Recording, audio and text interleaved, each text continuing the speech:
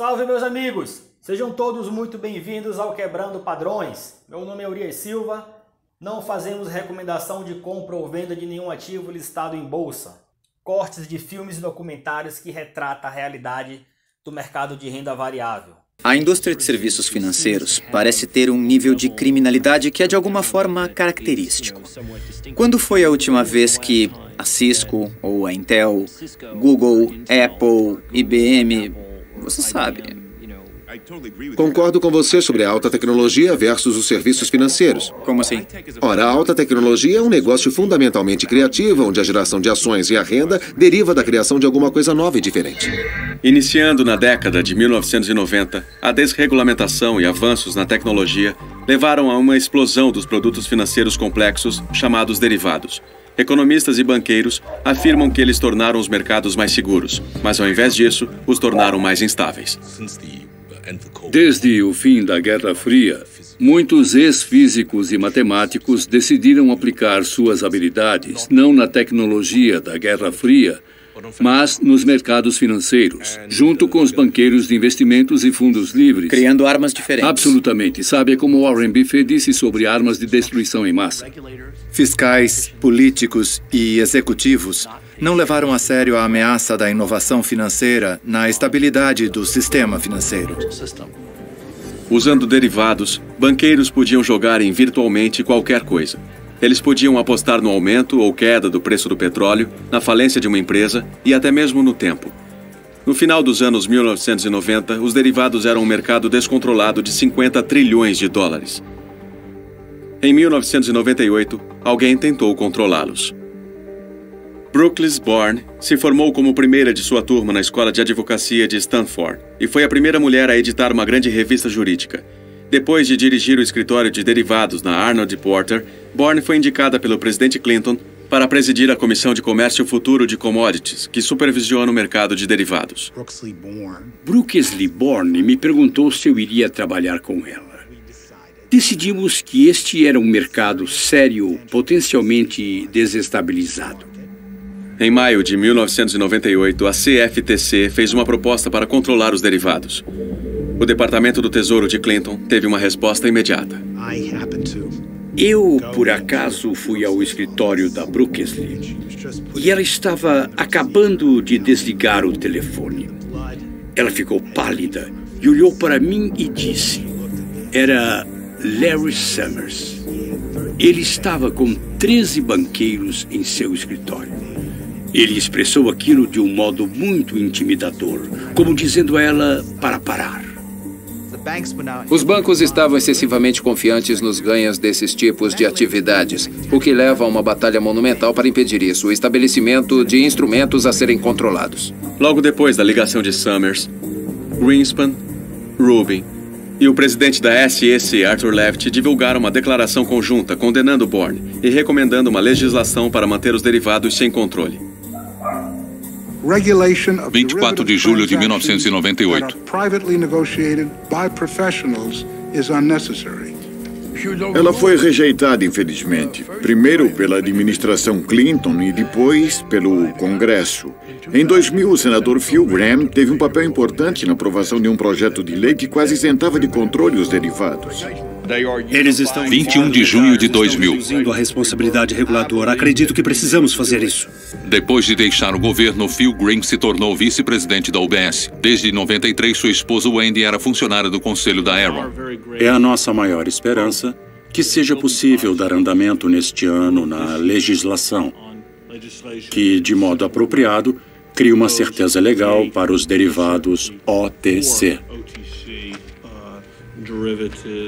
Larry Summers mais tarde ganhou 20 milhões de dólares como consultor de um fundo hedge que dependia fortemente dos derivados. Quero ser associado a todos os comentários do secretário Summers. Em dezembro de 2000, o Congresso aprovou o Ato de Modernização de Futuro de Commodities. Redigido com a ajuda de lobistas da indústria financeira, proibia a regulamentação dos derivados. Uma vez que isso estava feito, foi muito rápido. E o uso de derivados e inovações financeiras explodiu tremendamente depois de 2000. Com a ajuda de Deus. Com a ajuda de Deus. 20 de janeiro de 2001. Época que George W. Bush assumiu a presidência em 2001, o setor financeiro dos Estados Unidos estava amplamente mais lucrativo, concentrado e poderoso do que já esteve. Dominando esta indústria estavam 5 bancos de investimentos, 2 conglomerados financeiros, 3 companhias de seguro e 3 agências de notação. E ligando todos eles havia a cadeia de securitização, um novo sistema que ligava trilhões de dólares em hipotecas e outros empréstimos com investidores em todo o mundo. Há 30 anos, se você pegasse um empréstimo para uma casa, a pessoa que lhe emprestava o dinheiro esperava que você lhe restituísse. Você pegava um empréstimo de um credor que queria que você lhe devolvesse o dinheiro. Nós desenvolvemos a securitização pela qual as pessoas que fazem um empréstimo não estão mais em risco se há uma falha na restituição. No sistema antigo, quando um proprietário pagava sua hipoteca todos os meses, o dinheiro ia para o seu credor local. E como hipotecas levavam décadas para serem pagas, os credores eram cuidadosos. No novo sistema, os credores vendiam as hipotecas para bancos de investimentos. Esses bancos combinavam milhares de hipotecas e outros empréstimos, incluindo empréstimos para carros, para estudantes e dívidas de cartões de crédito, para aumentar derivados complexos, chamados de obrigações de dívida colateralizadas ou CDOs. Os bancos de investimentos vendem, então, os CDOs para os investidores. Agora, quando os proprietários pagavam suas hipotecas, o dinheiro ia para os investidores de todo o mundo. Os bancos de investimentos pagavam agências de notação para avaliar os CDOs. E a muitas delas foi dada uma notação A, triplo, que é o mais alto grau de investimento possível. Isso tornou os CDOs populares nos fundos de aposentadoria, que poderiam apenas adquirir calções altamente avaliadas. Este sistema era uma bomba relógio. Os credores não tinham mais cuidado em saber se o mutuário poderia pagar, então começaram a fazer empréstimos mais arriscados. Os bancos de investimentos não se importavam também. Quanto mais CDOs eles vendiam, mais altos eram seus lucros. E as agências de notação, que eram pagas pelos bancos de investimentos, não tinham nenhuma responsabilidade se suas notações de CDOs estivessem erradas. Eles estariam se arriscando muito e não havia restrições regulatórias. Então era o sinal verde para aprovar mais e mais e mais empréstimos. Entre 2000 e 2003, o número de empréstimos de hipotecas feitos a cada ano quase quadruplicou. Todo mundo nesta cadeia de securitização, desde o início até o fim, não se importava com a qualidade da hipoteca. Eles se importavam em maximizar seus volumes e ficar sem taxação. No início dos anos 2000, houve um aumento enorme nos empréstimos mais arriscados, chamados de subprime. Mas quando milhares de empréstimos de subprime foram combinados para criar CDOs, muitas delas ainda recebiam notações A triplo. Agora, teria sido possível criar produtos derivados que não tivessem esses riscos, que carregassem o equivalente dedutível, onde existissem limites nos riscos que poderiam ser assumidos e assim por diante. Eles não fizeram isso, fizeram? Eles não fizeram, mas deveriam ter feito. Esses caras sabiam que estavam fazendo algo perigoso? Acho que sabiam. Os bancos de investimento, na verdade, preferiam os empréstimos subprime, porque eles podiam carregar altas taxas de juros. Isso levou a um aumento enorme no empréstimo predatório. Mutuários foram desnecessariamente colocados em empréstimos subprime e muitos deles foram dados a pessoas que não poderiam pagá-los. Todos os incentivos que as instituições financeiras ofereciam para seus corretores de hipotecas estavam baseados na venda dos mais rentáveis produtos, que eram os empréstimos predatórios. Se o banqueiro ganhar mais dinheiro ao colocar você em um empréstimo de risco, é lá que ele vai colocar você. Parte 2. A bolha. 2001-2007. De repente, centenas de bilhões de dólares por ano estavam fluindo através da cadeia de securitização.